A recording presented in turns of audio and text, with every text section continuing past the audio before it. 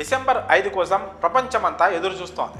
ఓవైపు అప్డేట్స్ ఇస్తూనే అనుకున్న టైంకి సినిమాను తీసుకురావాలని సుకుమార్ అండ్ టీం పగలు రాత్రి కష్టపడుతోంది. 2 వారాల్లో సినిమా రిలీజ్ పెట్టుకొని ఈ లాస్ట్ మినిట్ వర్క్స్ చేస్తున్నా సరే హైప్లో ఏమాత్రం ఎలాంటి లోటు లేదు. సినిమా కంప్లీట్ చేసే ప్రాసెస్లో ఉండడం వలన సుకుమార్ ట్రైలర్ రిలీజ్ ఈవెంట్కు కూడా రాలేదు. కానీ సినిమాపై ఆడియన్స్కు ఏ రేంజ్లో అంచనాలు ఉన్నాయో మాత్రం క్లియర్గా అందరికీ అర్థమవుతోంది. వైల్డ్ ఫైర్లా Pushpa trailer media social media అంతా పాకేసింది. ఎక్కడ చూసినా ఎక్కడ విన్నా ఈ సినిమాలోని డైలాగులే మోత మోగిపోతున్నాయి. ఇక ఈ సినిమాకు లాస్ట్ మినిట్లో దేవిశ్రీతో పాటు మరో 3 మ్యూజిక్ డైరెక్టర్స్ యాడ్ అయిన సంగతి తెలిసిందే. ఇప్పటికే తమన్ పుష్ప 2 కోసం తన కంపోజిషన్ను పూర్తి చేశాడట. ఇక మరో 2 music directors Ajaneesh Loknath, Sam CS ఇద్దరు కూడా పుష్ప 2 బీజిఎంకు వర్క్ చేశారట. దీంతో ఇప్పుడు ఈ సినిమాలో కాంతారా టచ్ ఉంటుందని అంతా భావిస్తున్నారు.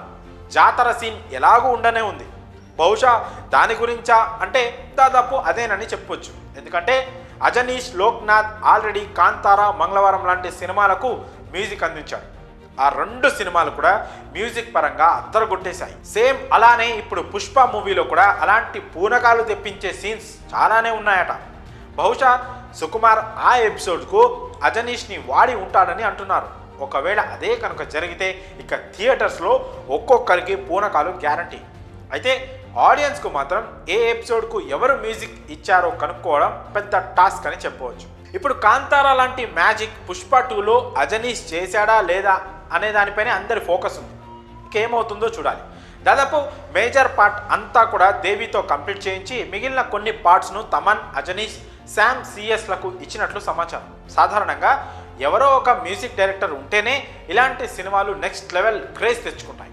అలాంటిది ఇప్పుడు ఈ సినిమాకు ఏకంగా 4 మ్యూజిక్ డైరెక్టర్స్ అంటే ఇది ఎవరి ఊహలకు అందేలా కనిపించడం లేదు. ఇంకా సినిమా పెండింగ్ పనులు జరుగుతూనే ఉన్నాయి. మరోవైపు ప్రమోషన్స్ హడావిడి కూడా అదే రేంజ్లో ఉంది. ఇక రిలీజ్ తర్వాత లెక్కలు తేల్చడమే బ్యాలెన్స్.